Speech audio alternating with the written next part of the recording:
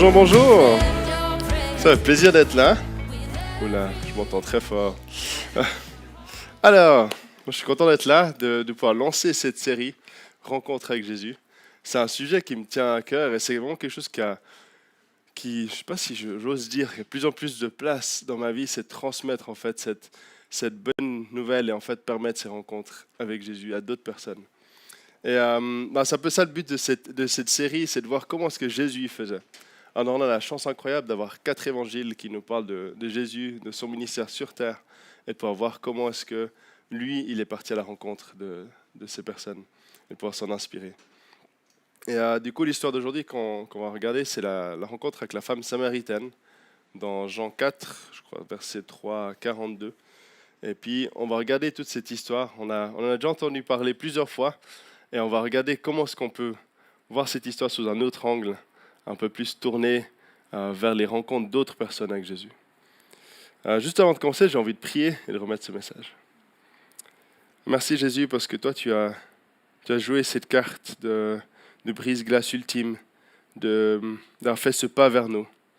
Merci pour ta mort sur la croix, pour nos péchés, ta résurrection qui nous donne la vie finalement, qui nous réconcilie avec toi. Et merci parce que toi, tu te laisses trouver. On va te remettre ce message et qu'on puisse être inspiré par toi, parce qu'on est à ta suite. Amen. Alors, du coup, Jésus, il était comme nous. La semaine passée, il a fêté Pâques. Pour ça, traditionnellement, il est parti à Jérusalem. Moi, pas. C'est pas grave. Renan, c'était pas mal aussi. Et il est parti à Jérusalem. Et puis, il était avec ses disciples. Et là, il décide de retourner en Judée. Et à l'époque, les Juifs et les Samaritains, ils faisaient tout pour s'éviter.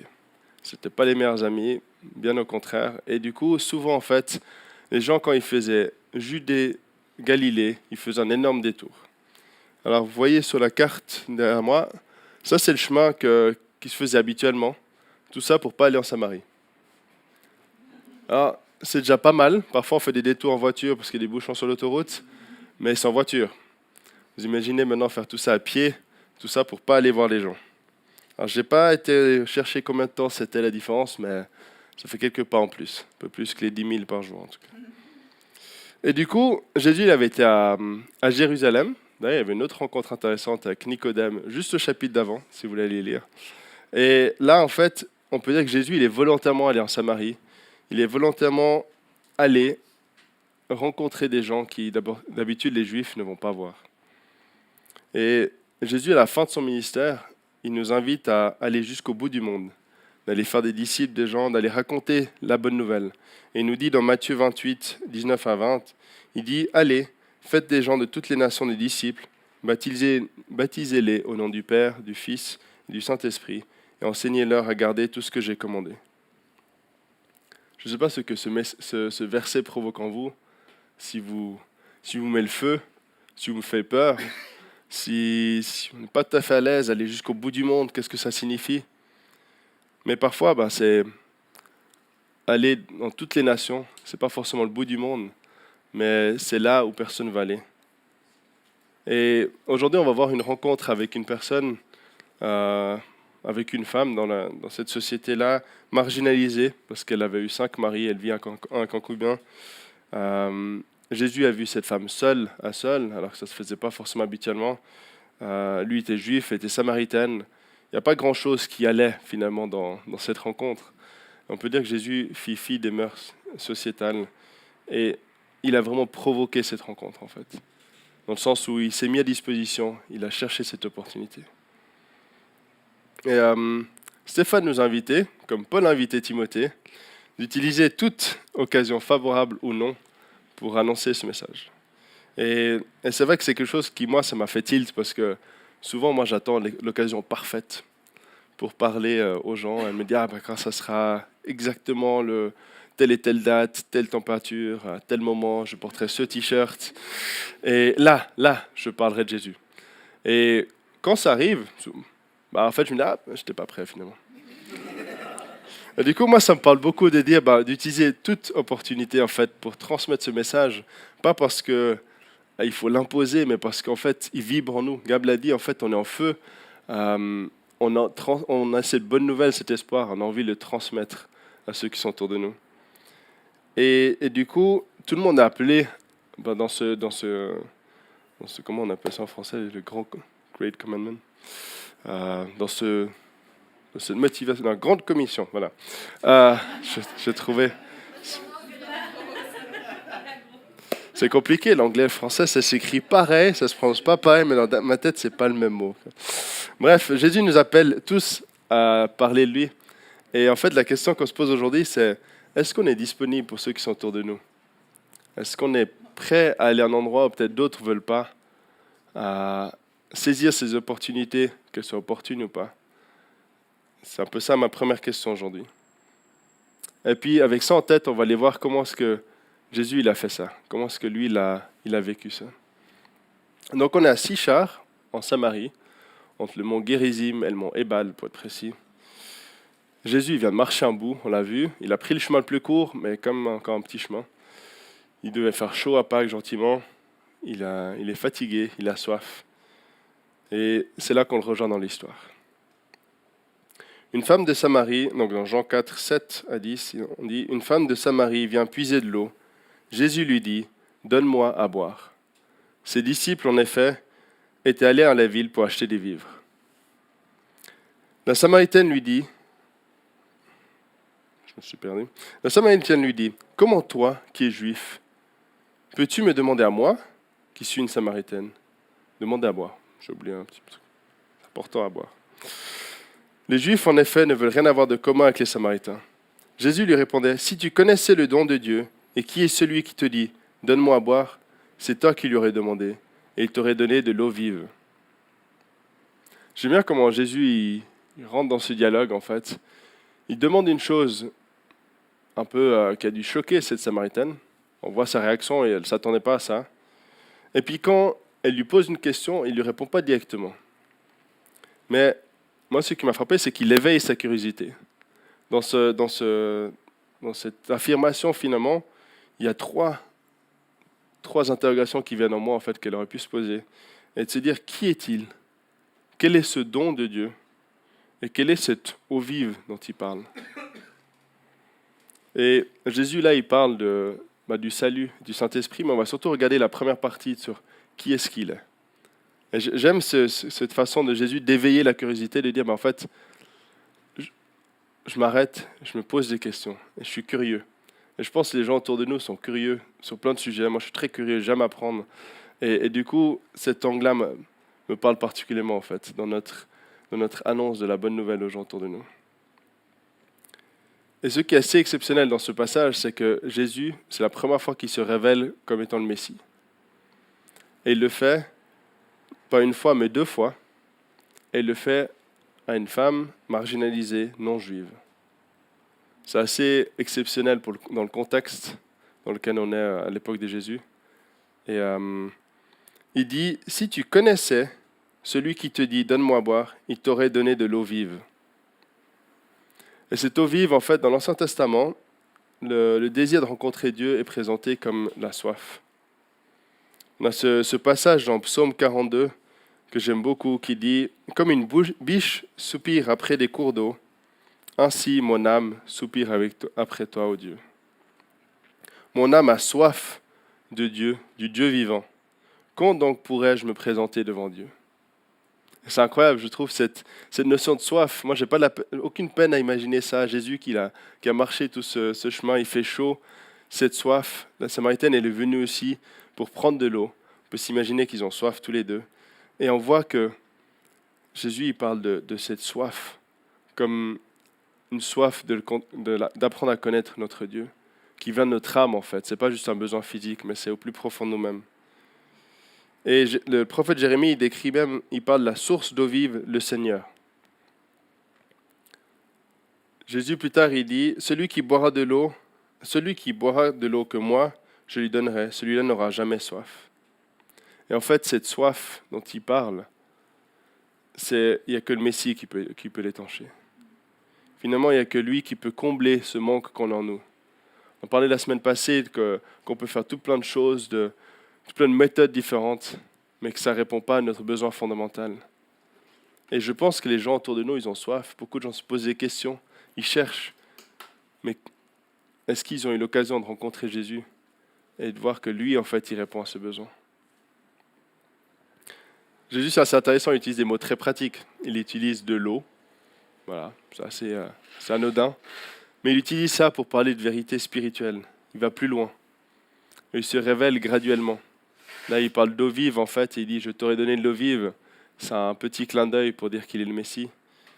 Mais on voit, au fur et à mesure du dialogue, ils vont plus loin. Au début, il parlait juste de l'eau à puiser. Puis ils vont plus loin, et tout à coup, la femme samaritaine lui dit, au verset 25, lui dit, la femme lui dit, je sais que le Messie doit venir, celui que l'on appelle Christ. Quand il sera venu, il nous annoncera tout. Là, on voit qu'il y a un changement. On parlait d'eau, toute bête, hein, on est au bord du puits, c'est assez logique. Et là, on va plus loin. C'est une autre discussion. Et là, Jésus lui dit simplement, je le suis, moi qui te parle. C'est assez incroyable. Si on pense le contexte, ça fait 400 ans depuis le prophète Malachie jusqu'à Jésus. Les gens, ils sont dans l'attente. Et là, tout à coup, Jésus dit, c'est moi. Et il le dit à quelqu'un qui ne s'y attendait pas forcément. Les pharisiens pensaient que ça viendrait chez eux, c'est eux qui le verraient d'abord. Et j'aime beaucoup la réaction en fait de la Samaritaine après. On lit au verset 28, « La femme laisse donc sa jarre, s'en alla dans la ville et dit aux gens, « Venez voir, il y a un homme qui m'a tout dit, qui m'a dit tout ce que j'ai fait. Serait-ce le Christ ?» Et je parlais avant de Jésus qui allait à la rencontre des gens et qui a éveillé la curiosité. Et là, on voit qu'elle fait exactement la même chose. Elle va vers les gens dans la ville. Elle leur dit, est-ce que ce serait le Christ, celui qu'on attend depuis des centaines d'années? Et puis, on lit, sortir de la ville pour venir à lui. Finalement, elle est devenue un témoin. Elle a permis cette rencontre avec Jésus. Et il y a un petit passage entre le moment où elle part et le moment où ils reviennent. Et Jésus, il parle aux disciples et en fait, il les encourage à transmettre cette bonne nouvelle. C'est assez marrant parce qu'ils disent, faites comme elle. Celle qui vient de partir, là, celle que vous ne compreniez pas pourquoi je parlais à une femme samaritaine tout seul. Et au final, je pense que Jésus, il ne boit même pas. Je ne sais pas si dans cet échange, il a eu le temps de boire, mais je crains que non. Elle a laissé sa jarre là par terre, elle s'est barrée. Et quand les disciples viennent, ils lui disent, mais mange quelque chose. Et elle dit, non, c'est bon. Alors heureusement, on a appris à jeûner ces dernières semaines. Hein. Mais on voit que Jésus leur répond et dit, j'ai une nourriture que vous ne connaissez pas. C'est celle de faire la volonté de mon Père. Et je trouve ça tellement beau en fait. Jésus, il est drivé par cette passion en fait de transmettre ce message, de transmettre cette bonne nouvelle et de rejoindre les gens et de leur apporter finalement cette eau qui étanchera leur soif. Et Jésus nous encourage à transmettre cette bonne nouvelle également. Il leur parle ensuite, verset 35. Ne dites-vous pas, vous, qu'il y a encore 4 mois jusqu'à ce que vienne la moisson? Eh bien, je vous le dis, levez les yeux et regardez les champs, ils sont blancs pour la moisson. Déjà, le moissonneur reçoit un salaire et recueille du fruit pour la vie éternelle, pour que le semeur et le moissonneur se réjouissent ensemble. En cela, en effet, ce qu'on dit est vrai. L'un sème, l'autre moissonne. Moi, je vous ai envoyé moissonner ce qui ne vous a coûté à vous aucun travail. D'autres ont travaillé, et vous êtes arrivés pour recueillir le fruit de leur travail. Hormis le côté où c'est cool de recueillir le fruit du travail d'autres, j'aime beaucoup ce passage parce qu'il dit qu'on fait l'un ou l'autre, on œuvre pour Dieu. Il dit qu'il n'y a pas besoin d'attendre. Jésus dit la moisson, elle est là. Et d'autres passages où il dit elle est grande. Il y a plein de monde qui ne connaît pas Jésus ou qui ne connaît pas le Jésus tel que nous on le connaît, de manière personnelle, qui nous aime, qui a tout donné pour qu'on puisse le rencontrer en fait. Et Jésus là, il nous encourage à ne pas être juste comme lui, mais de rejoindre son équipe. Et justement, je disais, j'attendais souvent l'occasion parfaite, et il n'est pas souvent arrivé cette occasion parfaite. Mais par contre, plus récemment, j'essaie de prendre ces petites opportunités qui se présentent, pas juste pour dire le message en 30 secondes, mais vraiment pour discuter avec les gens. Et récemment, j'ai discuté avec une ancienne collègue, et on parlait du fait qu'elle préparait un mariage laïque d'amis à elle. Et c'était assez intéressant parce qu'on aurait pu discuter de ça, on aurait pu juste discuter de ce qu'il faisait pour l'apéro ensuite, et puis où est-ce qu'il faisait la fête. Mais je sentais que c'était une occasion de parler un peu plus du mariage et de l'Église. Et en fait, on a commencé à parler du mariage de manière générale, le mariage à l'Église catholique, le mariage comme moi je le vivais à l'Église, de mon engagement, en fait, des enjeux. On a pu discuter pas mal de sujets. Et c'était vraiment cool, c'était tout à fait naturel, c'était rien de forcé. Et j'ai trouvé ça vraiment cool. Alors, je n'ai pas baptisé sur place. Je ne suis pas du niveau de Philippe avec l'Éthiopien encore. Il n'y avait pas de gouille non plus. Mais c'était cool. Je me suis dit c'était une occasion de parler en fait de ce que moi je vis et de le lire sans honte en fait, sans agenda particulier, mais de pouvoir transmettre cette bonne nouvelle. Et j'en ai raté d'autres depuis, mais c'est pas grave. Il y en aura d'autres encore. Et j'aime ce côté où, peu importe si on sème ou si on moissonne, on œuvre pour Dieu. Et Paul, il le disait aussi dans sa première lettre aux Corinthiens, il dit « J'ai planté, Apollos a arrosé, mais c'est Dieu qui a fait grandir. » Du coup, on a voulu mettre ça, on a voulu tester ça. Avec Félicia, Félicia a planté les petites graines, là. Puis moi, je suis venu arroser. Vous verrez, cette eau vive, elle est rouge. Elle a une couleur spéciale. Et voilà. Et Dieu, il a déjà fait grandir. C'est encore timide, mais ça vient. Et j'aime beaucoup cette image de dire, en fait, parfois on est frustré, parfois nos discussions, on dit, ah, ben c'était pas, j'ai pas pu dire tout ce que je voulais, j'ai pas pu aller aussi loin que je voulais, ou j'ai raté le truc. Et j'aime ce côté de dire, ben, en fait, nous on est appelés à faire notre part, à être des témoins, à peut-être semer, peut-être arroser, et c'est Dieu qui fait grandir.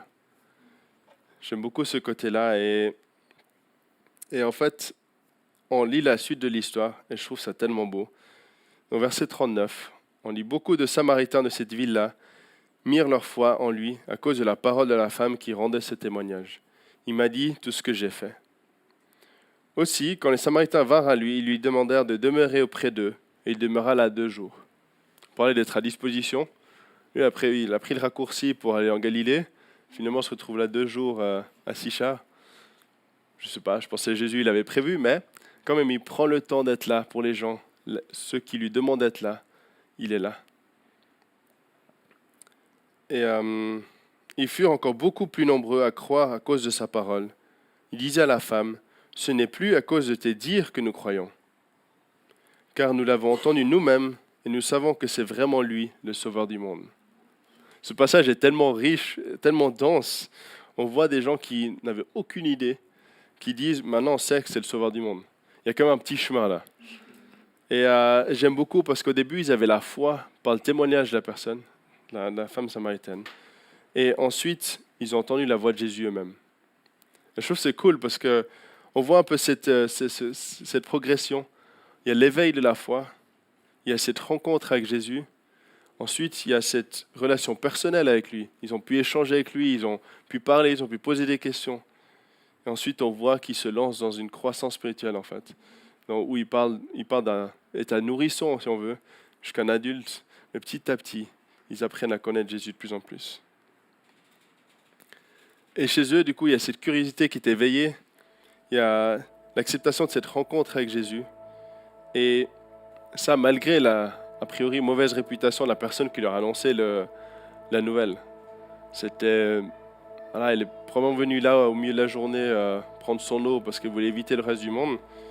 Mais malgré ça, et malgré le fait qu'elle n'avait aucune formation, d'ailleurs, on n'est même pas tout à fait sûr si elle a tout compris, parce qu'elle va dire, est-ce que ce serait Jésus, est-ce que ce serait le Christ, alors qu'il vient de lui dire, je le suis. Peut-être c'est une façon d'éveiller cette curiosité, mais on voit que dès qu'elle a reçu le message, elle allait donner cette bonne nouvelle. Et je trouve ça important, parce que tellement souvent on se discrédite nous-mêmes, on dit, je ne saurais pas quoi leur dire, ou si je me lance là-dedans, je n'ai pas toutes les réponses. Mais je crois que ce n'est pas notre rôle. Et moi, ça me libère vraiment de dire, je n'ai pas besoin d'avoir réponse à tout. Je ne dois pas défendre Dieu. Je dois juste lui permettre aux gens de rencontrer Jésus. Parce que finalement, au-delà du témoignage, le vrai but, c'est que des gens aient des rencontres avec Jésus. je le rencontrer personnellement. Au-delà de dire les bons mots, de dire exactement ce qui est juste, bah, mon rêve, c'est que les gens ils puissent rencontrer Jésus, qu'ils puissent découvrir ce que moi j'ai de plus précieux en moi. Et j'ai envie de vous laisser dans un petit moment de face-to-face et avec quelques questions. Alors, je ne sais pas où t'en es, mais prends une question, médite-la. Tu peux aussi aller plus loin pendant la semaine, relire le passage en entier. Mais moi, ma première question, c'est qu'est-ce qu'une rencontre avec Jésus change pour toi? Qu'est-ce que ça fait si la première fois que tu as entendu parler de Jésus ou si c'est aujourd'hui, qu'est-ce que ça provoque en toi? Et qu'est-ce qu'elle changerait pour les autres du coup? Est-ce que les autres, ils ont besoin d'entendre cette bonne nouvelle? Qu'est-ce que ça ferait pour eux de rencontrer Jésus qui les aime, qui veut venir les rejoindre? Est-ce que nous sommes disponibles pour rester 2 jours à Sichar, pour les besoins immédiats des gens, mais aussi pour leurs besoins éternels, spirituels, nos prochains? Et on peut aussi se poser la question, quelle serait la prochaine opportunité pour nous? Ou, ça c'est pas juste une question à définir maintenant, mais pendant qu'on discute avec les gens, d'être à l'écoute, de voir si Dieu nous met des opportunités, il nous pousse, il nous dit, là peut-être c'est une occasion. Quel est mon PPPPP? Mon plus petit prochain pas possible, ou prochain plus petit pas possible? C'est possible qui est important dans cette phrase. Voilà, est-ce qu'on est prêt? Qu'est-ce que ça peut faire comme différence? Et c'est vraiment dans ce sens-là que j'ai envie de nous encourager, nous tous, à être là et pas garder cette bonne nouvelle juste pour nous, mais d'aller la donner à ceux qui sont autour de nous. Voilà. Soyez bénis. Je vous laisse dans votre moment de réflexion. À tout à l'heure.